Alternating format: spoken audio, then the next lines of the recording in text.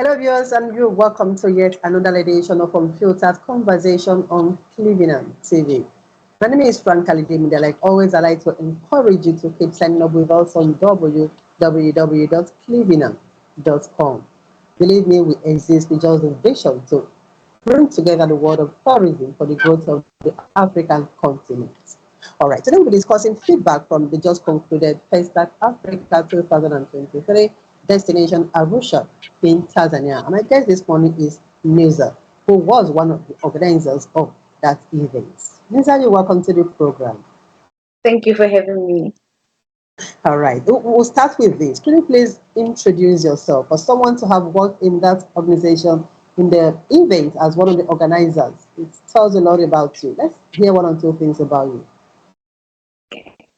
My name is Nilza Mungwambe. I'm the festival's PR and marketing practitioner based here in South Africa with Mozambican parents. So how was it like playing such a huge role at the event? Are you sharing with us your Um, experience? my experience. Okay, thank you for the question. That's a good one. Well, it was a big role indeed. And I think that once you are in the role and then you get briefed about the role and you get to practice in the role, it's a big adjustment to undergo as an individual. And you get to realize that this is a legacy. This is the biggest festival in Africa that was left by our forefathers. Speaking of Marcus Garvey, people who came before us, and it's up to us to carry on the legacy, which is a very big responsibility. And having to be in the festival grounds and having to execute the festival is a different story as well. So it was a big decision, and with the right team and with the right leadership, we managed to make it a success. All right, you said with the right team and the right resources on ground, you managed to make it a success. So how do you rate this year's event? You were part of the organizers. How do you rate it? I'm sorry, it was a little bit different from your side. I was unable to hear the question. Oh, you were part of the organizers of the event, all right? So how do you rate it? How do I rate the festival? I would want to rate let me say 8 out of 10. Why am I saying 8 out of 10? Because I believe that the festival served its purpose from networking people coming from around the continent or the world rather to come network, trade, and have fun, explore, and also celebrate the diversity and the unity of the African cultures. People came across all corners of the world to seek suggestions and to address the issues that we have in the continent, and seek suggestions on how do we move forward, how do we develop the Africa that we want. All right, you said one or two things about the question I'm going to ask this now, which is seven the purpose of organizing the event itself. Now, what were the main purpose of that event as you were one of the planning committee? And then at the end of it all, would you say that you were fully able to achieve that purpose? And then why do you believe that you guys have been able to achieve the purpose for setting up that event? Okay, thank you for the Were there question. feedbacks from Did you get feedbacks from the participants or what? Yes, we did get feedback, and then the reason why I say it served its purpose is because when we say people must come network, people must come trade, it's that we provide opportunities and we provide a platform where everyone can just come together. And in that platform, anything and a lot of things do happen. With me saying that, it's that a lot of people in Asia and able to get employment opportunities from the craft or from the crafters who were able to sell their paintings, from people around Arusha who were able to come in and serve food, giving us the Jamaican experience, giving us the Maasai experience, from the people who were able, for an example, we did have Tomolo from Nigeria. She came to, I'm sorry, from Kenya.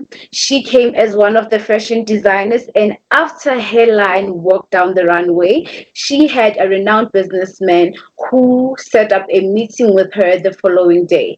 That's why I'm saying it served the purpose. It did serve its purpose. We did have other people who attended the festival who had special needs, and those people did say to us that thank you to the organizers for organizing this festival and for making sure that we experience the festival to the fullest potential. And my a special need did not hinder me from experiencing the festival to its full potential. That's a heart warming feedback that you would get as an organizer from a person who attended the festival, and they feel like there's nothing that hindered them from experiencing the festival to its full potential.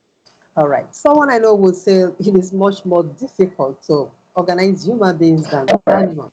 All right. Now, such a huge event and you've successfully carried it through. What are the challenges or what were the challenges you guys had in having to put together such an event, dealing with such humans and bringing together such a crowd? Okay, thank you for the question. So one of the challenges that we had is the visas. With the visas, because obviously as a African countries, with African countries, we always have a problem, kind of problems, and so getting people from wherever they are in the continent or in the world going to Africa, it was a bit of a challenge, of which we had a number of people who couldn't make it for the festival due to that. And also we had a challenge of switching venues last minute, of which it was we managed to mobilize people from the first venue to the second venue. And the third challenge that I've mentioned right now, it's when we needed to get permission of organizers coming from different parts of Africa, coming to this specific country or to this specific town, wanting to execute or put together this big festival. We need permission for every single thing that we need, even for marketing materials and. So it was a big challenge from our side, but we do thank the regional commissioner's office and everyone who made it a success and who managed to come on board and help us execute and to make the festival a All success. right. Talking about the challenges. Talking about the challenges. If you are, for example, opportune to be part of the next edition's organizer, all right. So, what do you think the committee should have put in place to make sure that this issue you just outlined do not crop up? Okay. So now these issues do not, I think with these issues, the organizers were there and then we were chipping in and we were looking for assistance and bringing everything that we have to make this thing happen. But at the end of the day, it always goes back to the people that needs to help us. It always goes back to Africans, because we might come here as the organizers, pleading for visas, pleading for the festival venues, pleading for all the things that would make the festival a success. But again, I come and plead to all the African countries to say, please allow us to just come together in unity to celebrate the diversity and the beauty of Africa. Because we might organize, but if we do not have support from fellow Africans who support us in continuing the legacy of the arts and culture in Africa, then that would be all in vain. All right. Easy access to visas, like one of the challenges you just mentioned. Whose responsibility was that really to make that happen? I'm sorry. Can you please repeat the question? I was unable to hear I you. asked one of the challenges you outlined or you mentioned was the fact that you most of the people that wanted to attend the event couldn't have access or get access to visas, right? Now, so whose responsibility was that really to make sure that those visas were given to intended participants? Was it that of the government or are there stakeholders that were supposed to have worked that out but didn't fulfill their responsibilities? The responsibility was of the government, obviously, and the immigration for them to help us. But we did have the regional commissioner's office who were able to also help us to push to say, can we please have this pushed? And that's why I'm saying that it's very important to have us as Africans coming together as the government and our African leaders to say this is a biggest festival in Africa. This is the festival that brings Africans together to seek suggestions on how to develop and move forward as Africans. So it's not about an individual coming to assist us, but it's about us Africans coming together to work on this thing. If we look at African proverbs, we look at African sayings, it's all about unity. It's all about coming together. There's another African proverb that says, if you want to go far, go alone. And if you want to go fast, sorry, go alone. And if you want to go far, go together. And I believe that if we stick together and we help each other in this initiative, then we won't have to say so and so